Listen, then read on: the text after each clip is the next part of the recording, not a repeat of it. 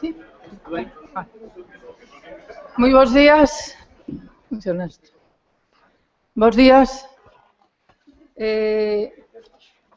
Comezamos hoxe a segunda sesión destas jornadas co título Sustentabilidade dos museos, poderes públicos e sector privado. A sustentabilidade dos museos está en perigo nun momento en que o poder público perde presenza ante a forza do sector privado na administración dos servizos públicos. Os museos precisan novos valedores institucionais e civís para poder seguir tendo presencia e cumprir a función social. Baixo estas premisas, nos damos a benvida e comenzamos as novas sesións, como digo, con a presencia, aquí á miña dereita, de Antonio Malla Navais. Benvido. Antonio Malla Navais é un dos mellores museólogos dun país amigo, Portugal. É profesor de museoloxía e de reconocido prestixio a nivel estatal, de reconocido prestixio para todos nós, e con el os deixo para que nos fale destos temas. Bom, buenos dias, bom dia em português. Eu vou falar em português, peço desculpa, eu creio que me entendem, porque já não é a primeira vez que venho a este belo território a falar da museologia.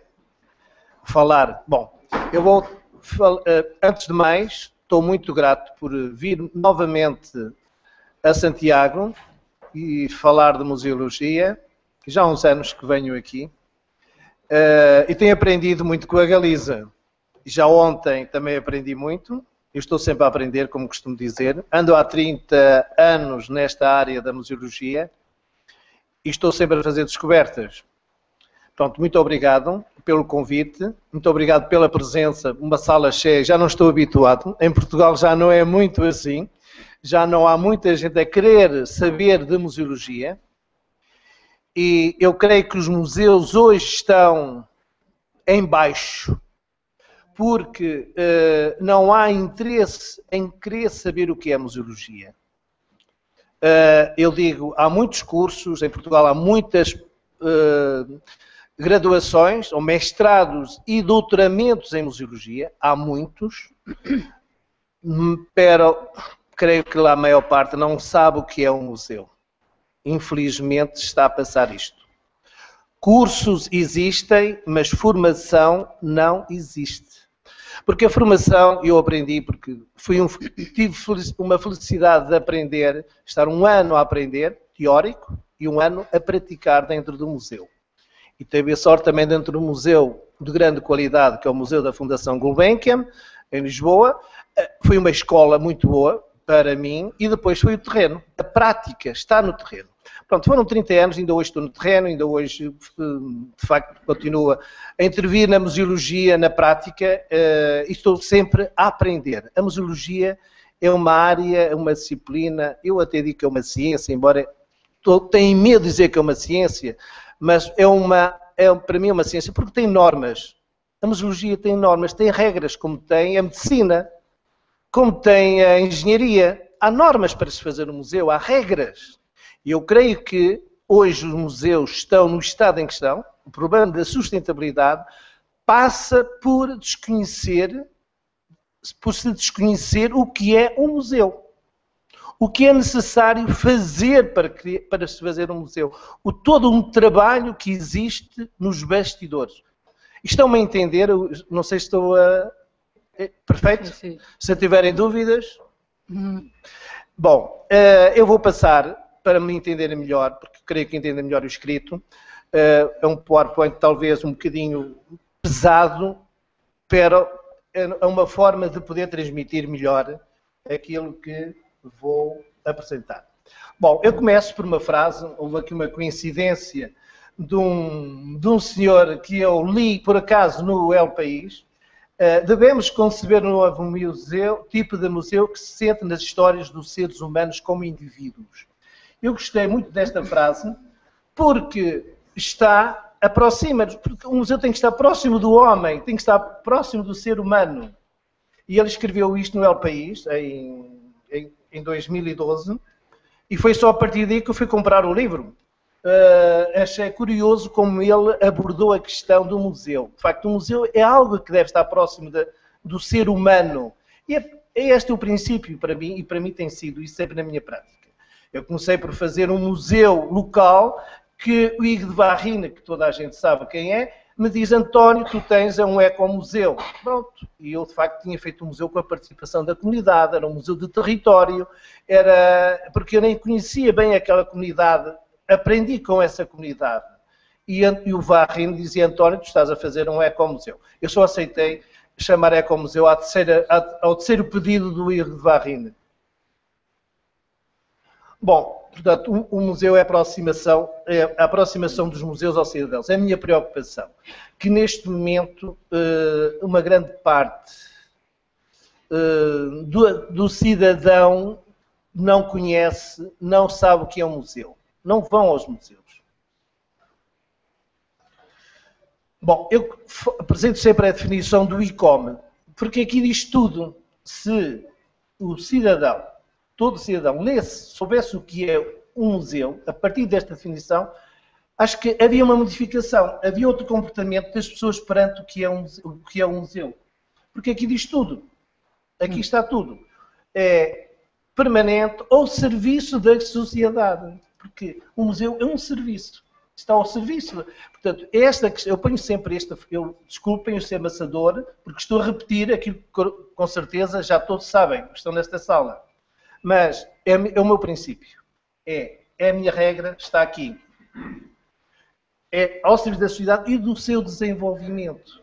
O desenvolvimento da sociedade em todas as vertentes, em todas as dimensões. Sem fins lucrativos, aberto ao público. Ontem levantou-se aqui a questão de ser o Estado, de facto, a sustentar, porque é um serviço que o Estado presta, como presta em relação à saúde, como presta em relação à educação. O museu é um serviço. Depois, promove a investigação dos testemunhos materiais e imateriais. Lá está o património, na sua globalidade. Ontem, o património material e imaterial. Do homem, do seu ambiente, ao mesmo tempo que adquire, conserva, depois são todas as normas, todo o trabalho que o museu tem. Isto é um trabalho de grande porte. Embora quem dirige os nossos países, muitas vezes, não sabe qual é a função do museu. Por isso é que eu não me canso de repetir, sempre, quando falo de museus, de pegar na definição de museus. Bom, o museu tem que ser um espaço vivo, não pode ser um espaço vivo que vá ao encontro das pessoas. Portanto, o público entenda que o museu é necessário. Eu costumo dizer, portanto, em Portugal, digo assim, em Portugal não houve nenhuma manifestação pública por causa dos museus. Há por causa da saúde, há por causa do ensino, há por causa do trabalho, mas por causa dos museus só houve duas manifestações. Uma foi aqui em Bragança, muito perto daqui, porque abriram o museu que foi feito a partir de Lisboa e não a partir da cidade, e a população da cidade de Bragança, conhecem Bragança, pelo menos, é aqui muito próximo, e a população, no dia da inauguração, veio para a rua com bandeiras pretas manifestar-se, porque fizeram o museu a partir de Lisboa. Eu também não concordei. A minha diretora, eu trabalhava no Instituto Português de Museus, pediu-me um relatório sobre isto tudo que aconteceu e eu disse que a população de Bragança teve razão, porque fizeram o museu não ouvindo as pessoas, não foi fazer um museu, foi renovar o museu, porque o museu já é centenário. Foi a renovação do museu que foi feita a partir de Lisboa. E a população manifestou-se. A diretora, que foi do Instituto Português de Museus, que foi lá à inauguração, teve que fugir pela porta das traseiras, porque a rua estava ocupada. E outra vez foi nos Açores, em gradualismo, porque o museu estava fechado, encerrado desde 1980, estava há 10 anos encerrado, e os alunos das escolas vieram para a rua manifestarem-se, que queriam que o museu abrisse. Pronto, foram as duas manifestações que eu conheço na história dos museus em Portugal.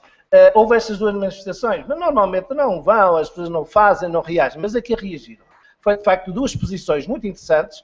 De um lado foram a população de uma cidade e do outro foi os estudantes, os alunos das escolas que vieram para a rua a lutar. E eu fiquei contente porque eu estava também já nesta fase a reorganizar o museu e ajudar a fazer esse museu de Angra do Heroísmo na Ilha Terceira, nos Açores. Bom, portanto, eu costumo dizer, um museu não... E digo a aos dirigentes que o museu não é pôr os objetos dentro de uma vitrine, não é colocar os objetos nas paredes. Para muitos dirigentes dizem, mas o museu não é só isso. E eu digo, não. Ontem foi dito aqui muito bem, para o nosso amigo da Suíça, sim. Que o museu, agora perdi-me, que o museu não... Bem, que é necessário o objeto. Portanto, o objeto tem que ser valorizado, tem que ser explicado, tem que ser interpretado para que o leitor, o visitante, possa entender o objeto. O museu é de objetos, mas objetos transmitem mensagens. Por isso é que o museu, há pouco se falou, que é preciso investigar. Pois, é preciso saber entender que objeto está dentro da vitrine. Eu costumo dizer, eu posso fazer um museu só com um objeto. Eu já fiz uma exposição temporária só com um objeto. E disse-me depois um grande fotógrafo português, António, foi a melhor exposição que eu vi na minha vida. Porquê? Porque o objeto falou, comunicou, transmitiu muitas mensagens. Era uma máquina de escrever antiga. Portanto, o objeto era uma máquina. Eu não tive tempo de fazer uma exposição temporária numa altura em que renovei a exposição permanente.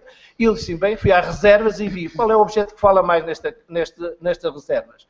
É uma máquina de escrever, porque faz a ponte entre o manuscrito até ao computador. Portanto, faz a ponte, a máquina de escrever, e aí teve muitas leituras muito interessantes. Bom, portanto, o museu é mais do que isto, do que colocar. Mas hoje, muitos dirigentes pensam que o museu é pôr os objetos dentro da vitrine. Fui chamado muitas vezes para fazer um museu e ele disse, onde está a história? Os objetos têm uma história a contar. O objeto tem uma história a contar. E eu pergunto, onde está a história desses objetos que nós vamos apresentar no museu? E a primeira coisa que faço é contar a história. É fazer os conteúdos para depois fazer a exposição. Bem, depois é preciso criar uma relação afetiva. Quando as pessoas entram no museu e veem que há ali objetos que têm algo com a sua história, criam ali logo uma ligação estreita. Visitam o museu várias vezes, porque o museu diz qualquer coisa. O grave também é que muitas vezes os museus são feitos só para os intelectuais ou para os turistas. E o público que está à volta do museu não visita o museu porque pensa que o museu não é para nós.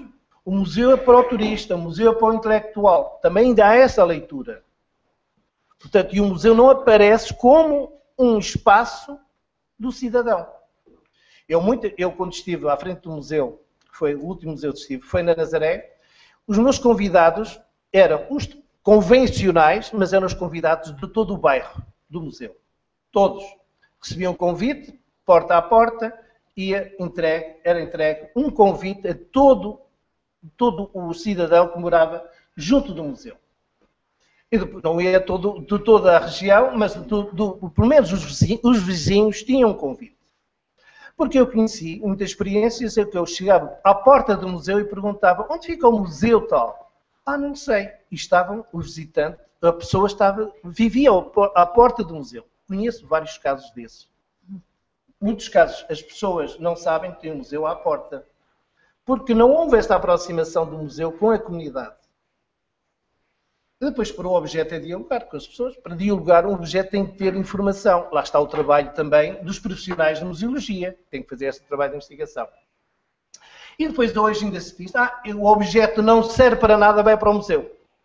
O objeto que não serve para nada. Não presta, não tem utilidade.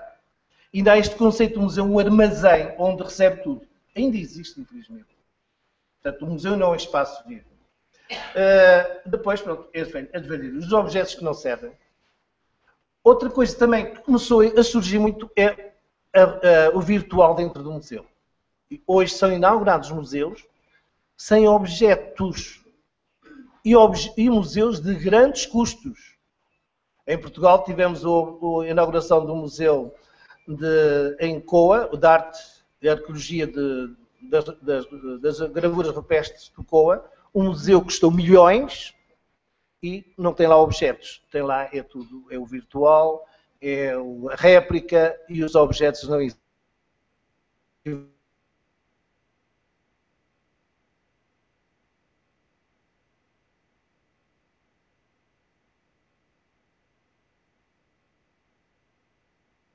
De multimédia, de espaços virtuais. Pronto, e lá está, não é sustentável, são milhões de euros para sustentar este museu, não é sustentável, estão a ver? Pois fazem-se neste tipo de museus, que não é museu, mas chama museu, e insustentável. Milhões que se devem. Ainda há pouco tempo estive com o diretor da Fundação e ele disse que estava a tentar resolver um problema a nível de Estado para pagar os milhões que deviam. Muitas vezes acontece, e tem acontecido comigo também, na minha experiência, é que para fazer o museu, convido a comunidade, vivo dentro da comunidade, falo com as pessoas, e depois inaugura-se o museu e essa relação com a comunidade quase que desaparece. A comunidade que ficou sensibilizada ainda lá vai, ainda utiliza, mas não com aquela dinâmica que devia continuar. Portanto, a dinâmica museu-comunidade deve continuar depois da inauguração. E acontece muito. Inaugura-se, abriu-se o museu e acabou. Acabou, não se faz mais nada. E este diálogo museu-comunidade tem que continuar a existir para que o museu seja sustentável. A sustentabilidade passa por isto. Portanto, este envolvimento permanente da comunidade não é só até a inauguração. Eu aí também tenho as minhas responsabilidades, que praticamente todos os museus que fiz foi envolvendo a comunidade, mas depois eu também não fiquei nos museus, ficaram depois os responsáveis pelos museus. Mas acontece que essa mensagem que eu devia transmitir, não fiz. Agora, num ano, isto é só para dizer que ainda há pessoas de coragem, no ano fiz 4 unidades museológicas só num território municipal em Portugal. Porquê? Porque a Alcaide da Terra disse, eu quero deixar testemunhos patrimoniais neste território. E 4 unidades, pequeninas, unidades museológicas, mas foi com a participação da comunidade.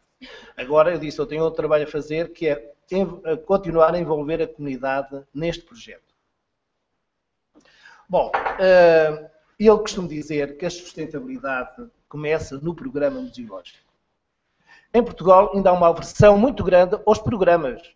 Entregam um projeto ao arquiteto e o arquiteto que faça o que quer e lhe apetece. E depois começamos a ter museus insustentáveis.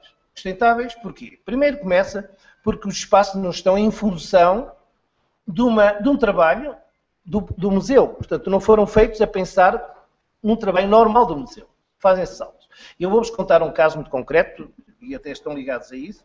Por exemplo, o arquiteto Cisa Vieira, com quem eu trabalhei vários anos, e ainda estou relacionado com ele em alguns projetos.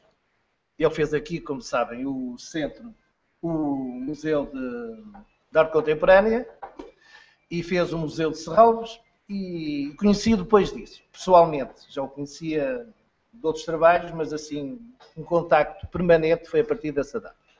E ele diz, eu fiz 2 museus sem programa nenhum, eu fiz aquilo que me apeteceu.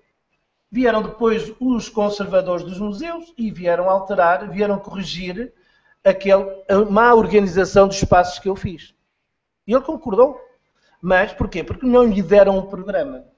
Não lhe deram um programa a dizer, eu quero este museu com estes espaços, com este equipamento. Porque, por exemplo, hoje os museus são insuportáveis em termos de custos com os ar-condicionados. E por vezes o museu não precisa de ar-condicionado. Eu já fiz vários museus em que não tem o ar-condicionado, tem o ar ventilado, forçado, que não tem o gasto que tem o ar-condicionado. Há museus que não têm orçamento só para pagar o ar-condicionado, em Portugal. Não sei se aqui acontece o mesmo. Porque não se diz nada ao projetista E o projetista põe. E então os engenheiros gostam de pôr. Quando eu digo que não quero ar-condicionado, os engenheiros ficam todos assustados, porque já têm menos trabalho. Mas já aconteceu-me várias vezes isso. E depois até justifico porque é que não quero ar-condicionado. Não só por uma questão financeira, de custos, mas também por uma questão de conservação dos objetos. Por exemplo, há pouco falei do Museu de Angra do Heroísmo nos Açores. Eu lá disse não quero ar-condicionado, primeiro pelos custos, mas segundo, primeiro pela questão técnica. Porque aqueles objetos estavam habituados já há centenas de anos a uma umidade relativa de 95%. E se eu fosse passar para 60%, iam sofrer. E depois havia uma avaria e voltavam para 95%. E andavam ali a sofrer, destruíam os objetos. Portanto, o museu, em vez de conservar, destruía. Portanto, esta é a parte técnica. Mas se eu não alertasse, iam encher aquele convento, que era um convento de São Francisco, os franciscanos, iam encher de ar-condicionado. Quando o edifício estava bem construído, porque os frades sabiam o que construíam, estava, em termos de ambientais, estava impecável. E os objetos estavam bem conservados, estiveram ali durante séculos. Portanto, mas o diretor do museu queria ar-condicionado. E eu disse, olha, pergunta aí ao engenheiro quanto é que te vai custar o ar-condicionado. Na altura ainda eram escudos, eram 600 mil escudos. E ele diz, não pode ser, porque isso não é o orçamento que eu tenho para todo o ano. E ele aí desistiu e disse, olha, mas o problema é que devias ter decidido pela questão técnica, não pela questão do dinheiro. Mas também. Portanto, nós, museólogos, temos que conhecer isto tudo, temos que saber exigir e pedir. Portanto, a sustentabilidade começa no programa do museu. Saber pedir. O último projeto que eu me encomendei, ou fiz com o arquiteto Cisa Vieira, também foi assim. Foi para a Nazaré, um projeto. Eu disse, senhor arquiteto, eu não quero ar-condicionado a não ser no auditório. Eu no auditório quero. E numa sala de reservas, porque tenho documentos que têm que ter ar-condicionado. Portanto, nós, conservadores, temos que saber encomendar e pedir. Porque num auditório o ar-condicionado é fundamental. Pronto. Mas também é um gasto pontual. É um consumo pontual. E numa sala, numa reserva que eu tenha objetos sensíveis, tenho que ter. E ele achou bem, porque disse que com ar ventilado resolve o assunto. E eu disse, mas é junto ao mar, tem aqui um ar salgado. Põe-se uns filtros para filtrar o ar. Portanto, são estes diálogos que têm que haver entre o projetista e o museólogo. Portanto, equipamentos adequados, equipamentos que durem. Eu tenho museus que fiz há 30 anos, ainda tenho as mesmas vitrines, tenho os mesmos suportes, porque eu fiz de tal maneira que se podem mudar as exposições já mudaram muitas vezes, são de forma modular, de maneira que se muda a exposição sem fazer novas vitrines, sem fazer novos painéis, sem fazer novas estruturas. Mas fiz uma exposição nova. Eu tenho os museus onde eu intervenho, olha, por acaso foi logo desde o início, nasceu isto comigo. Dos museus que eu comecei a fazer, ainda hoje têm as mesmas vitrines. Mas não são iguais os museus de há 30 anos, mas os suportes são os mesmos. Portanto, a sustentabilidade começa nisto, dos equipamentos. Não sei se estou-me a fazer entender. Sim. Bem, projeto arquitetónico. Portanto, que respeito o programa. Tem que haver depois um diálogo. Muitos arquitetos não querem dialogar. Eu já trabalhei com arquitetos que não queriam dialogar. Já acreditei a muitos arquitetos e dei-me-os na mesa. E assim, quem manda sou eu, porque a entidade que pediu para fazer o museu pediu-me para eu estar a representá-la, portanto, tenho que fazer como eu quero. Pronto, e o projeto tem que respeitar, de facto, o programa museológico, que é fundamental fazer o programa. E a definição de custos da operação. Quais são os custos que o museu vai sustentar? Eu costumo dizer às autoridades, às entidades que me pedem um museu, olha, este museu vai custar por ano X. Este ano vai ter estes custos. Veja lá se pode ou não pode. Eu, quando comecei a preservar barcos do Tejo, disse ao alcaide, olha que este barco custa X, mas vai custar mais todos os anos X ou Y pela recuperação, pela manutenção. Tudo bem, e tudo pode avançar. Quando também recuperei um moinho de maré no Tejo, também disse, olha, o moinho tem que ter um moleiro, lá está dentro daquilo que ontem foi dito, para dar continuidade a um saber fazer que era a moagem. E ele diz, então, é preciso um moleiro, contrata-se um moleiro. E disse, mas olha, o moleiro tem 80 e tal anos, é preciso um aprendiz do moleiro. Então arranja-se um aprendiz do moleiro. Portanto, são estes trabalhos nossos de museólogo que dão a continuidade a este património, a este saber fazer. Não é ter um moinho, tudo muito bonito, tudo mas parado. Não é ter o barco todo muito bonito dentro de um armazém. Eu perguntei também aos carpinteiros navais, aos marinheiros, como é que se conservava um barco. E eles disseram, para conservar um barco é a navegar. Eu aprendi com eles, foram eles que me ensinaram, porque eu não era navegador, não era marinheiro, tive que ir falar com esses homens, e falei com todos. Fui ao Museu de Marinha de Lisboa, mas aí não me souberam dizer, porque eu vi os barcos a desfazerem-se. E então fui falar com os homens do mar, dos barcos, da construção naval, e aí criei muitos amigos. Olha, amigos, eu tenho bons amigos, são esses homens do trabalho, do terreno. Porquê? Porque eles ensinaram, mas também eles viram que alguém se aproximou deles e que valorizou o trabalho deles. Porque lá está a nossa relação, dentro do museu, transmite esta relação de amizade, de afeto, entre quem cria o património, quem desenvolve o património e quem depois o expõe e o divulga, que é o nosso trabalho. Pronto, a definição dos custos de operacionais anuais são fundamentais. Eu tenho que passar, não é? Não, está às 11, hein? Bom, e outro ponto é a criatividade, a originalidade, a inovação. Nós temos que ser inovadores, porque senão o museu morre, fica ali com o objeto, primeiro objeto. Nós temos que inovar. A comunicação, portanto, a imagem de marca, criar ícones, portanto, algo que distinga um museu. Às vezes dizem, há muitos museus, em Portugal já há vários museus do vinho, em Espanha há mais. Eu organizei o primeiro congresso ibérico dos museus de vinho e verifiquei que havia mais museus de vinho em Espanha do que em Portugal. Portugal também é um território pequenino, é uma região, mas tem bom vinho também. Bom, mas em Espanha é difícil distinguir o vinho de Espanha de Portugal. Rioja, então, é um paraíso. Conheço bem as bodegas todas, que são fabulosas. Bem, a fazer publicidade também em Espanha, não é só Portugal. Portugal também. A imagem de marca é muito importante. O ícone. Portanto, tive diretores do Instituto Português de Museus que diziam, muitos museus do vinho. Vamos lá ver. O vinho, em Portugal, é uma marca, é uma identidade, deu trabalho a muita gente. Portanto, nós não podemos ignorar este património. Agora, eu não vou fazer 2 museus iguais. Eu já fiz 3 museus do vinho. Não tenho nenhum igual. Nenhum. E vou fazer um 4º. E não vou fazer igual aos outros. Embora muitos objetos sejam iguais. Agora, nós temos que ter criatividade para que o museu sejam complementares uns dos outros.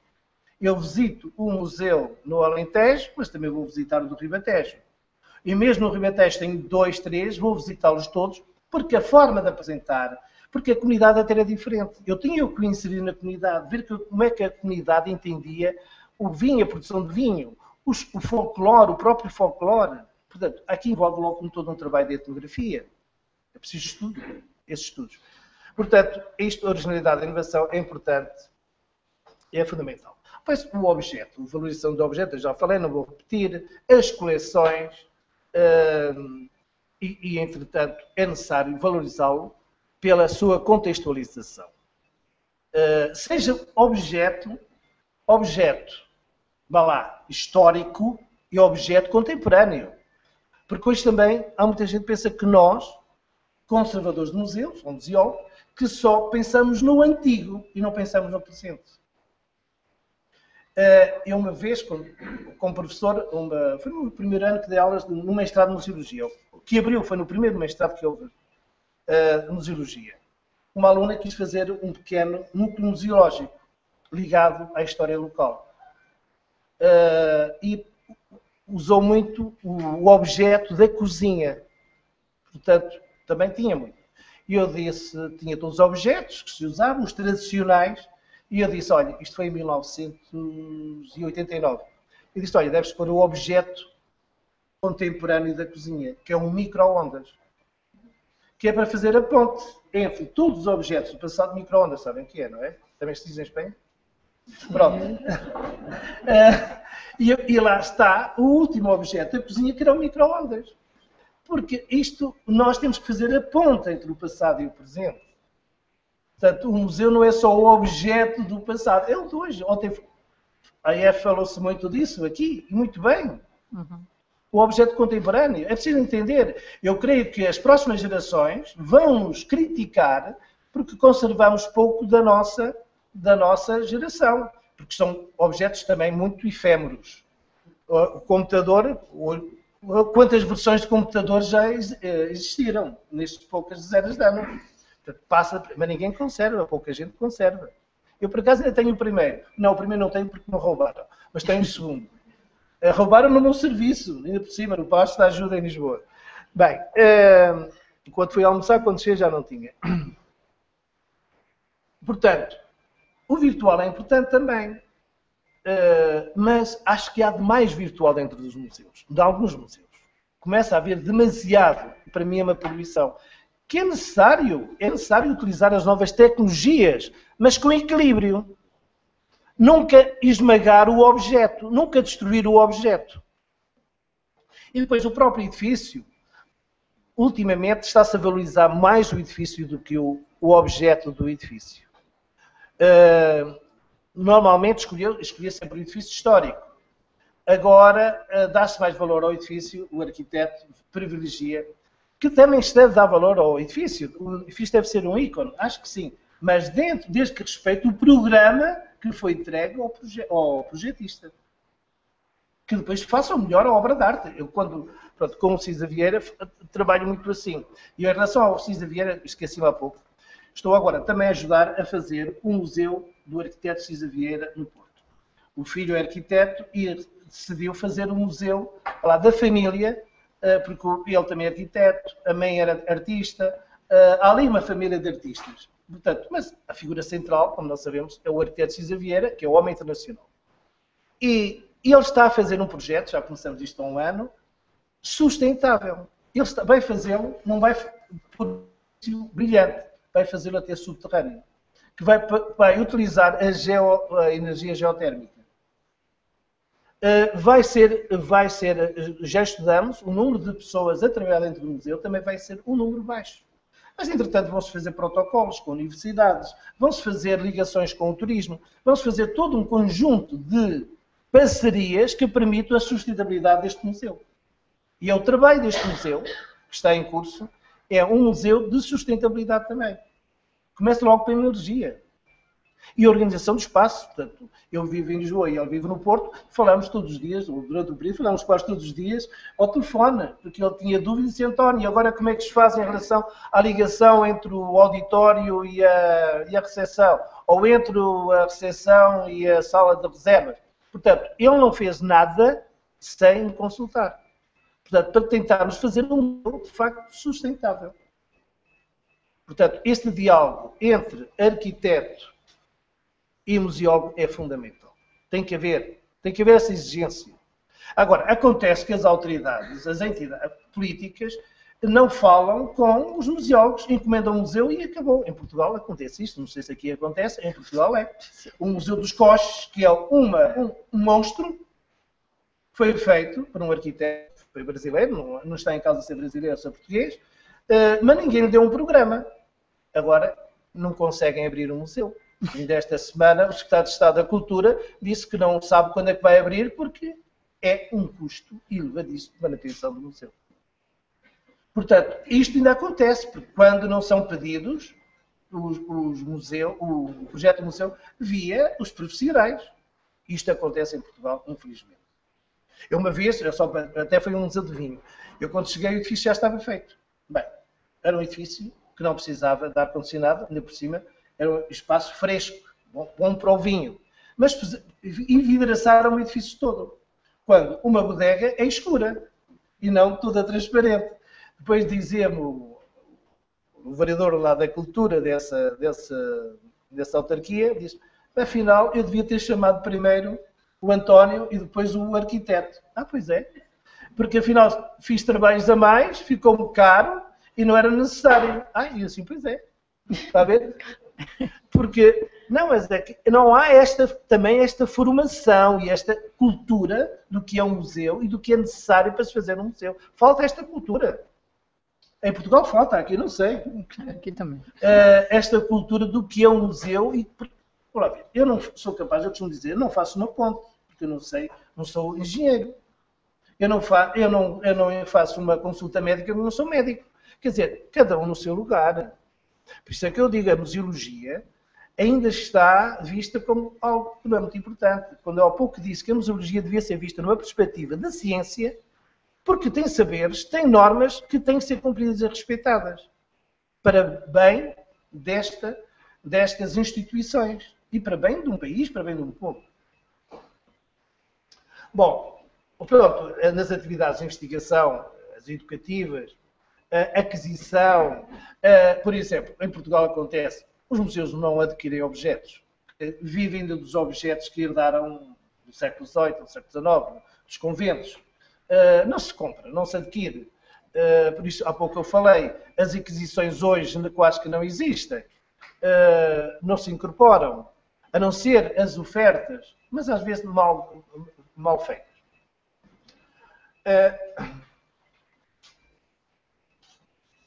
Depois, portanto, o museu também tem que definir como é que vai adquirir e o que é que vai adquirir. E então, o museu também tem que ser, de facto, um polo de atração. As pessoas têm que sentir, eu vou a Santiago de Compostela, mas tenho que ir visitar um museu do povo galego, eu tenho que ir visitar um museu de arte contemporânea, eu tenho que ir visitar os outros museus todos, eu não quero ignorar mais nenhum, mas são vários. Portanto, as pessoas vão a essas localidades, têm que saber que não é só visitar a catedral, não é só visitar a parte histórica, é ir visitar o próprio museu. Sentir o museu. Eu vou-vos contar uma experiência muito recente. Eu fui a Roma no ano passado pela primeira vez. Eu tinha uma má imagem dos museus de Roma. E eu ia com a ideia de não visitar museu nenhum. Mas tinham sinalizado, por acaso a primeira visita que fiz foi a um museu de arqueologia que achei extraordinário. E eu disse, afinal, Roma tem museus muito bons, para além daquilo que costumam dizer nos jornais, nas revistas e tudo. E fiquei encantado com a renovação dos museus em Roma. Pronto, não me lembro o nome, não fixei o nome, e depois acabei por entrar, porque a mensagem estava nas ruas. A sinalética convidava a entrar, por isso é que eu entrei. E é mesmo com aquele objetivo, não vou visitar museus em Roma, mas acabei por visitar vários e fiquei muito contente. Portanto, é necessário de facto encontrar motivos para que os públicos entrem no museu e repitam a visita ao museu. Eu há museus em que visitei já variedíssimas vezes e alguns sem repetir, sem haver uma novidade, mas são espaços que me agradam e vou. Alguns só vou à loja, só vou ao comércio, à parte comercial. Por exemplo, no Louvre só vou, sempre que vou a Paris, vou às lojas, mas ao museu não entro. E a outros museus assim. Portanto, é preciso ver se eu faço isso e o público como é que faz. Bom, em Portugal existe já muito este conceito do museu do mês, do objeto do mês, mas aparece o objeto do mês, mas depois não está contextualizado. É um objeto. Quer dizer, o objeto do mês podia ser um motivo para levar o público a ir ao museu. Mas não é, não é. Eu digo isto, sinto isso, e eu acho, não sei se fui o primeiro, mas fui um dos primeiros a usar esta prática. Eu fiz esta prática, ou desenvolvi, no sentido de levar mais públicos aos museus. Mas não verifiquei, porque os museus limitam só a dizer hoje, este mês, o objeto do mês é isto, mas não se faz nada à volta desse objeto. Porque se podiam fazer conferências, podiam-se fazer seminários, podiam-se fazer, pronto, algo mais do que ter lá o objeto, só ir mais longe. A relação de vizinhança, eu já falei um pouco sobre isso, portanto, as pessoas estão no bairro e não sabem que têm um museu. Não sabem. E não vão, e não visitam. Quando o museu devia ser para os moradores um espaço de passagem contínua, permanente, ir, entrar. Eu uma vez na inauguração do museu, entraram os convidados E depois isto era um museu local. E o público, pronto, nos convidou toda a gente, convidaram-se os convidados normais, e estavam pessoas do bairro a passar, mas só olhavam. E eu disse, entrem. Não estamos convidados. Não, isto a porta está aberta, isto é um espaço público. Mas não, depois volto cá um dia, venho cá. Não, é hoje, se tem tempo livre, visite. Bem, esses visitantes, depois eu via o movimento deles, estiveram mais tempo a visitar o museu do que os convidados. Os convidados entram pela porta e sempre pela outra, porque são sempre os mesmos. Eles vão porque é festa, é feira de vaidades, e acabou. Enquanto que esses que foram convidados de ocasião, sentiram-se no meio deles. E depois vieram dizer, eu tenho lá objetos tão bons ou melhores dos que estão aqui, eu vou trazer. Isto aconteceu já em vários museus. Portanto, é importante criar esta relação de proximidade, de vizinhança. Depois, com o comércio local, com os hotéis. Eu fiz uma vez um projeto de promoção do museu, isto era na Nazaré, uma vila de muito turismo, praia, Nossa Senhora da Nazaré, tem ali autocarros todos os dias a despejar turistas, mas ao museu não iam. Depois eu convidei os hotéis para uma reunião para saber como é que eles entendiam o museu. E como é que, bem, dos quatro hotéis, só um é que entendeu que o museu era importante porque atraía turistas, fixava turistas e tinha mais público dentro do hotel. E esse criou logo uma parceria com o museu e apoiou o museu, e o museu apoiou o hotel, e hoje é um hotel próspero também, não pelo museu, porque o museu depois também decaiu, porque os governantes, como o Museu de Etnografia, não é muito importante em Portugal, os museus de primeira e os museus de segunda e de terceira, e o museu de primeira são os museus de arte e os mais estão lá no altar, no púlpito, e os outros são de segunda, terceira para aí abaixo. E os de arqueologia e etnologia são de segunda e terceira. Portanto, este, como é de etnografia marítima, não interessa muito. Só depois, quando descobriram que a maior onda do mundo era a onda da Nazaré, e eu disse que o museu também devia respeitar a onda, aí já começaram a olhar de maneira diferente, que a onda também podia entrar no museu. Mas só foi a partir desse momento em que eu disse que a onda... Foi no ano passado que eu disse à diretora regional, porque agora os museus de segunda pertencem às direções regionais, que não têm nem apoio técnico, nem dinheiro, porque o dinheiro é o mesmo, é do Estado. Como não há dinheiro, não havia dinheiro quando era gerido a nível do Instituto Português de Museus, que havia pouco, mas havia um quadro pessoal, técnico, que podia dar apoio melhor do que dão agora as direções regionais. Portanto, mas isto foi mais um abandono dos museus. Eu disse isto publicamente, porque eu faço parte da Associação Portuguesa de Museologia e nós ainda temos um lugar, ocupamos um lugar para debater estas questões e somos ouvidos, às vezes, outras vezes não, é o normal. Depois também com os outros museus, porque eu por os museus em rede, os monumentos em rede, estar em rede, eu vou falar mais à frente, com os estabelecimentos de ensino, etc. Bom, a preservação dos bens como estratégia para o desenvolvimento. Pronto, isto está tudo, como é que eu digo, tem tudo a ver com a sustentabilidade. Se um museu é visto na cidade, na aldeia, como uma estrutura, uma instituição importante para o desenvolvimento, o museu é sustentável. Mas tem que ser visto. Não como um local que é só para o turista. Não. É para o turista, sim, ainda bem, o turista vem, porque compra, come, dorme naquele espaço. Mas tem que ser um espaço também que as pessoas sintam, que vai adquirir conhecimentos, vai ficar mais rico. As pessoas adquirem mais formação. Pronto, já foi dito, serviço de comunidade, promoção do turismo, criação de postos de trabalho, utilização de produtos do comércio, portanto, isto é o tipo. Bom, e aqui eu continuo a repetir a mesma coisa e depois queria chamar a atenção, valorizam-se os produtos derivados. Portanto, uma série de produtos que estão relacionados com a localidade. As regiões enriquecem-se, porque há esta descentralização. Agora, acontece, eu vou dizer, em Portugal, não há em Lisboa um posto de turismo que diga o que é que se pode ver em Portugal. Não há. Eu já fiz essa experiência. Já fui aos postos de turismo, fui ver o que é que eu posso ver no Minho. Ah, não, vá à internet. Dizem-me assim, eu vou como um cidadão, turista, que quer saber o que é que posso ver no Minho. Ah, vá à internet, ao telefone para os postos de turismo. Portanto, isto é o que dizem a um turista que chega a Lisboa. Lisboa, em Portugal, é a recepção do país. É a sala de visitas e dali o turista parte a descobrir o país. Em Espanha terão várias, as capitais de regiões serão as salas de visita, não é? Em Portugal. Portugal é uma região, é Lisboa, é a sala de visitas, é a recepção e daí devia divulgar. Mas não há.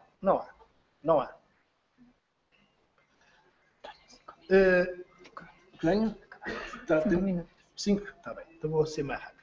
Bom, aqui está o nosso mestre de Varrine, que diz: o museu é um trunfo. No fundo, não sei se existe. É um trunfo para o desenvolvimento económico pela eventual atração exercida sobre turistas que são, aliás, consumidores da oferta local de bens e serviços. De facto é um trunfo. Mas tem que ser aquele museu que é um ícone, que é visível, que as pessoas sejam atraídas para visitar. Bom, pronto. É preciso sentir, de facto, o turismo como um bem necessário. Portanto, já falei também disto. Está aqui quase uma repetição. Portanto, o dar continuidade no património não é para parar, morreu. Não, é para dar uma continuidade. É para desenvolver a criatividade, para ser mais longe. Nós, nos museus, não somos contra as novas tecnologias. Pelo contrário. Nós queremos é que haja um progresso, que haja um desenvolvimento. Eu costumo dizer, o aluno tem que ir mais longe do que o professor. Se o aluno não vai mais longe do que o professor, é porque o professor não foi bom. Pronto, eu pus hoje isto, porque ontem falou-se aqui da Itália, esta senhora, que eu li também, não é o país, eu leio a Babélia, porque a Babélia dá uma visão global do que se vai passando. E depois a cultura do mercado tende a cancelar a memória. E neste momento ela diz que são os dirigentes que defendem esta cultura de mercado. E de facto é verdade. A cultura de mercado é que está a ser defendida. Tudo o que tem a ver com o património é olhar para os orçamentos dos Estados. Bom, a educação sustentável passa por, de facto, sentir o museu como um serviço público. Ontem também foi aqui dito, não vou repetir. É necessário, de facto, bons profissionais dentro dos museus. É necessário. Eu digo isto porque em Portugal sinto que não há. Bom, e equipas que vão para o museu e amam estar naquele serviço. Tem que ser pessoas que gostam, porque se não for, não dá. Pois não basta inaugurar, porque muitas vezes inaugura-se e acabou. Inaugura-se o museu e não se faz mais nada. Acabou. E depois a rede. E o passa-palavra. Uma pessoa, quando eu visitei há dias uma exposição em Lisboa, no Museu das Marionetes, já andei a passar a palavra, porque gostei imenso da exposição. É de máscaras. É máscara, mas a apresentação, máscara, como dizia aqui o nosso amigo, mas é máscara, mas a apresentação, de facto, é notável. Porque a apresentação e a museografia é importante para atrair o público. E, de facto, foi feito até por um amigo meu, que é um grande museógrafo, em termos de sentido que faz exposições muito bem, desenha, e, de facto, só vale a pena visitar esta exposição pela forma de apresentação. O estar em rede, eu já falei, de facto, só traz vantagens, benefícios. Divulgas tudo mais depressa. Eu vou visitar um museu A, mas tenho lá informações do museu ao lado. Depois do museu lá tem informações do museu ao lado. E o que acontece? Os turistas acabam por visitá-los todos. Agora não. O museu tem só a sua informação, mas não diz nada que existe um museu ao lado. Eu vejo isto em Lisboa, no Chiado, no centro de Lisboa. Não há informações dos museus que existem naquele bairro. Bom, isto aqui, depois isto, eu vou passar, isto fica escrito. Até a gestão mais económica, porque se tiver um arqueólogo ao lado, eu só preciso pontualmente do arqueólogo, eu recorro ao museu do lado, o serviço do arqueólogo, ou do etnólogo. Quer dizer, pode haver uma partilha de investigadores dentro dos museus. E lá está a sustentabilidade. Há uma economia. Porquê? Porque sabemos utilizar e otimizar os equipamentos que existem na região. E dá-se maior visibilidade. O interajuda e a cooperação, a partir de informações, uma intervenção descentralizada, etc. Eu vou avançar, tenho que terminar. Também, praticamente, a publicidade. Saber fazer publicidade é importante. Portanto, saber como é que... Eu só vou dizer isto que é importante. Eu costumo dizer aos meus alunos que olhem como é que as casas comerciais, aquelas que querem vender, têm as suas montras, as vitrinas. Estão lá, ou quase todas as semanas mudam, ou quase todos os meses há uma mudança, não é? Para poder vender. E os museus não mudam, estão ali anos e anos da mesma forma. E como eu disse há pouco, eu com o mesmo mobiliário posso mudar, porque esses armazéns, o mobiliário é o mesmo. Agora, a apresentação, a informação é que é diferente. E os museus devem usar essa técnica, porque isto eles não fazem por acaso, são técnicas. Saber vender. E nós também devemos saber vender o nosso produto, o museu. E o museu, para ter sustentabilidade, tem que seguir estes caminhos. Querer vender bem. Pronto, e já disse, a renovação é sinalética. Em Portugal é terrível. E eu tenho lutado há 30 anos a lutar porque fosse sinalética. Só para terminar, na Nazaré não havia uma vila de muito turismo, mas não havia no centro, na praia, uma placa a dizer museu. Portanto, o museu não tinha turismo, não ia visitantes. E um amigo meu, um dia disse, perguntou-me onde é que tu estás? Eu estou na Nazaré, no museu. Mas não, na Nazaré não há museu. E ele ia todos os anos à Nazaré passar férias. Eu não, estou lá, é no sítio. Ah, mas eu não vou lá, só vou para a praia. Depois eu disse ao alcaide, ponha-me sinalética em todos os pontos desta vila. E ele pôs. Nesse mesmo ano, os visitantes, o número de visitantes, triplicou. Triplicou. Foi logo. Porque as pessoas viram museu, onde é? Só que a placa museu, não estavam lá a conhecer, é museu. Pronto, as pessoas foram descobrir o museu. Portanto, são pequenas coisas, mas que são fundamentais. Depois o mecenato, etc. Bom, isto também aqui já foi dito, já disse, várias... Pronto, eu costumo dizer, eu fiz grandes coisas, pequenas, mas com visibilidade, com pouco dinheiro. Portanto, não é às vezes o ter muito que se faz. Como lá está, como eu disse há pouco, o exemplo dos 2 museus, que se gastou muito dinheiro e não abrem, não funcionam. Pronto, lojas atraentes. Por exemplo, nos museus do vinho, em que eu participei, tem lojas de vinho e de outros produtos. E o visitante vai lá para comprar vinho da região. Agora, no ano passado, ajudei a fazer a recuperação de um lagar de azeite, óleo, e numa sala, tem uma sala dedicada aos produtos locais. É o azeite, é o mel, é todos os produtos. Portanto, é uma montra de produção local. Porque as pessoas vão ao museu e já verifiquei. As pessoas visitam e depois, onde é que eu posso comprar o azeite? Onde é que eu posso comprar este produto? E lá está. Eles lá têm e vendem. Portanto, o museu também tem que ser um espaço de divulgação dos produtos. Portanto, temos que mudar de atitudes, temos que... Bem, eu vou terminar mesmo. Pronto, isto foi de um dicionário de marketing a dizer, porque também li isto, a gente tem que ler estas coisas para poder entender as estratégias de aproximação do espaço museu aos públicos. Portanto, saber quem são os destinatários, conhecê-los, etc. Utilizar os suportes apropriados para encaminhar, também já aqui foi dito.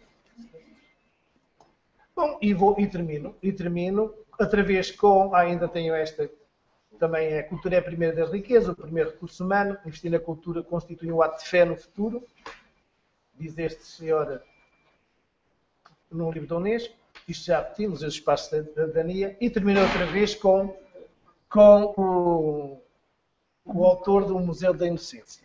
Se os museus, como as novelas, se centraram mais nas histórias privadas, seriam mais capazes de extrair e mostrar a nossa humanidade coletiva. Portanto, as nossas histórias, a nossa vida, o nosso cotidiano, acho que atraía mais gente. E termino. Peço desculpa pela demora. Muchas gracias. Muchas gracias.